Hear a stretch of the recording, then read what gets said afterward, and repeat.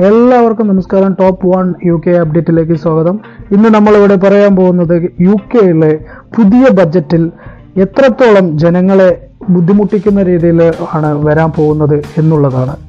ഒക്ടോബറിലെ labour ഗവൺമെന്റിന്റെ ഇടക്കാല ബജറ്റിൽ ക്യാപിറ്റൽ ഗെയിൻസ് ടാക്സ് വേട്ട ഉണ്ടാകുമെന്ന് ആശങ്കയിൽ ആസ്തികൾ വിറ്റൊഴിയാൻ മത്സരിച്ച് ലാൻഡ് ലോഡ്സും സേവിങ്സുകാരും നെട്ടോട്ടമോടുകയാണ്. പ്രധാനമന്ത്രി കീർ സ്റ്റാർമറുടെ നികുതി വേട്ടയുടെ സൂചനകൾ പുറത്തു വന്നതോടെ വീടുകളും നിക്ഷേപങ്ങളും വിറ്റൊഴിഞ്ഞ് ക്യാപിറ്റൽ ഗെയിൻസ് ടാക്സിൽ പെടാതെ രക്ഷപ്പെടാൻ വലിയൊരു ശതമാനം നിക്ഷേപകർ നീക്കം തുടങ്ങിയതായി സാമ്പത്തിക വിദഗ്ധർ മുന്നറിയിപ്പ് നൽകുന്നു.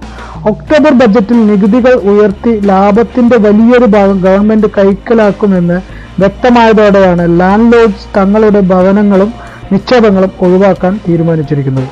ഡൗണിംഗ് സ്ട്രീറ്റിൽ നിന്നും രാജ്യത്തെ അഭിസംബോധന ചെയ്ത് സംസാരിച്ച പ്രധാനമന്ത്രി വരുന്ന ബജറ്റിൽ ചാൻസലർ റേച്ചൽ റീവ്സ് വേദനാജനകമായ വിഷയങ്ങൾ ഉൾപ്പെടുത്തുമെന്ന് പ്രഖ്യാപിച്ച് ആശങ്ക പടർത്തിയിരുന്നു.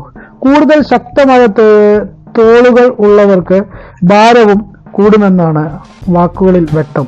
ടോറി ഗവൺമെന്റ് കുറച്ചു നൽകിയ ഇൻകം ടാക്സ്, നാഷണൽ ഇൻഷുറൻസ്, വാറ്റ് എന്നിവയിൽ തൊടില്ലെന്ന് ലേബർ തെരഞ്ഞെടുപ്പ് ഘട്ടത്തിൽ വാഗ്ദാനം ചെയ്തിരുന്നു.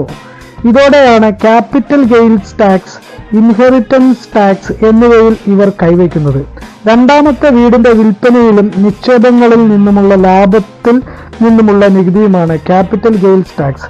എന്നാൽ ക്യാപിറ്റൽ ഗെയിൻസ് ടാക്സ് ലാൻഡ് ലോഡ്സിന്റെ ശവപ്പെട്ടിയിലെ അവസാന ആണിയാകുമെന്ന് സാമ്പത്തിക വിദഗ്ധർ മുന്നറിയിപ്പ് നൽകിയിരിക്കുന്നു. കഠിനാധ്വാനം ചെയ്ത് സേവിങ്സും നിക്ഷേപവും ഉൾപ്പെടുത്തി വാങ്ങിയ വീടുകൾ വിറ്റൊഴിയാൻ ഇതോടെ പലരും തയ്യാറാകുകയാണ്.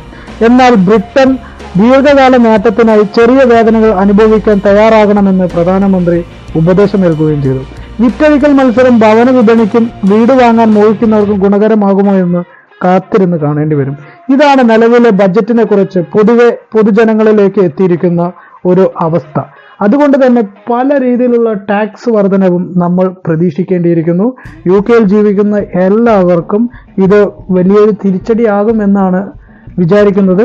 ഇനിയുള്ള ഒക്ടോബറിൽ വരുന്ന ബജറ്റിന് ശേഷം നമുക്ക് ബജറ്റുകളെ കുറിച്ച് കൂടുതൽ വിവരങ്ങൾ നിങ്ങളിലേക്ക് എത്തിക്കാം. ഈ ചാനൽ ഇതുവരെ സബ്സ്ക്രൈബ് ചെയ്തില്ലെങ്കിൽ സബ്സ്ക്രൈബ് ചെയ്യണം. ഈ ചാനൽ ഇതുവരെ നിങ്ങൾ റിവ്യൂ ചെയ്തില്ലെങ്കിൽ, കമന്റ് ചെയ്തില്ലെങ്കിൽ കമന്റ് ചെയ്യണം നിങ്ങളുടെ അഭിപ്രായങ്ങൾ. നന്ദി, നമസ്കാരം.